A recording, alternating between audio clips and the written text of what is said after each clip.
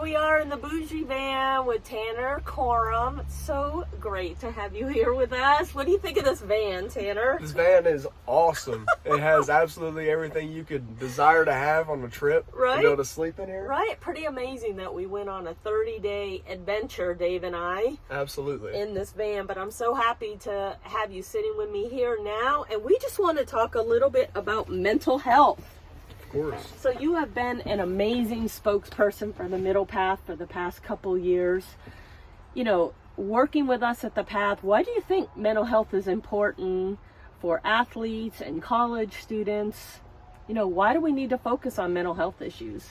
You know, being a former athlete, I think mental health is something that plays a big role.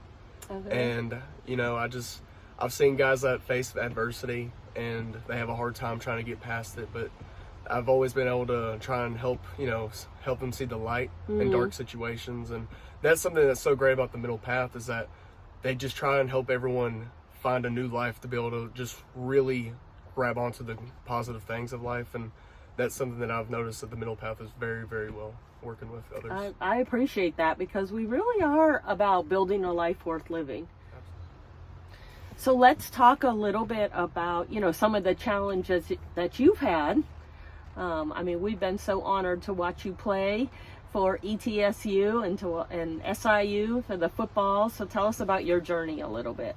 So basically, growing up, I've always wanted to play in the NFL. I have family that plays in the NFL, and I just wanted to follow the footsteps. You know, carry on the stick and just keep running with it. But unfortunately, when I transferred to ETSU, my last 2 seasons, I've undergone through major surgeries and major injuries in the first games of the season. Last year I tore my shoulder up, I had an immediate surgery, and then this year, my first game back, year to the day actually. No, I blew my knee out. So it's been very difficult, but it's been something where I've had to step back, and it's helped me realize to slow down and know that this adversity is something that I can go against, and I could, you know, turn a bad situation to a great thing. Okay. Oh, I love that. So we call that in DBT turning the mind. And is that, so thinking of turning a bad situation into a better situation, is that something that you've done really easily, or is that something you had to do over time? You know, it's something that definitely is not easy. Yeah. It's not. But I've trained my mind to be able to do it, so it gets easier through time. But at the beginning, it was something where I had to look at myself in the mirror, and it was hard. I had very hard days where I'd ask, like, why did this happen to me? Yeah. But I've gotten to the point where I have a devotional book, and I write in it every single day. And I write down how I'm feeling. I write down, you know, why I feel a certain way and what I can do to help me, you know, look at a more positive outlook on life. Wow. And so going through these, you know, hardships, I feel like it's been able to shape me as a person of, you know, it's going to be okay. Yeah. Because I'm going to put all this energy I want into football into something else. Okay. So what I say is, I got to find my new football in life. Oh. And so I'm trying to search for it. And I love that. So it's been something where I've been excited to just see the new journey, where it's going to go.